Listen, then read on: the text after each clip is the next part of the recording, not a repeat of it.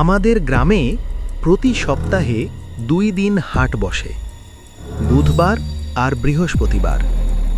আমি প্রায় প্রতিবারই আমার দাদুর সাথে বাজারে যেতাম, কিন্তু সেদিন দাদু খুব অসুস্থ ছিল।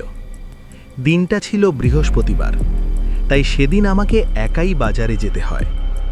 বাজারে গিয়ে আলু, পটল, তরকারি আর একটু মাছ কিনলাম। দাদুর কথা মনে করে আরও কিছু ছোটোখাটো জিনিসও নিলাম। বাজার থেকে ফেরার সময় গাড়ি ভাড়া করতে হয়। আমি একটা ভ্যান ধরলাম। ভ্যানওয়ালা আমাকে নামিয়ে দিল গ্রামের ঢোকার মুখে। তারপর বাকিটা রাস্তা হেঁটেই যেতে হয়। সামনের পথটা ছিল একদম ফাঁকা।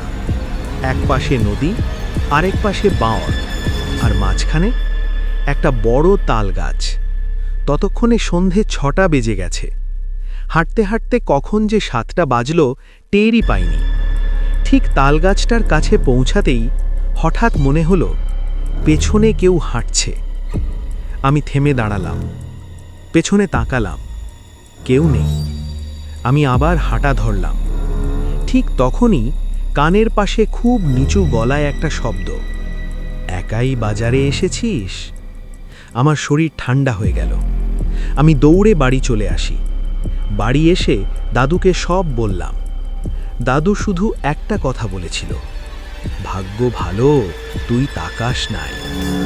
সেই দিন থেকে আমি সন্ধ্যের পর ওই তালগাছের পাশ দিয়ে যাই না।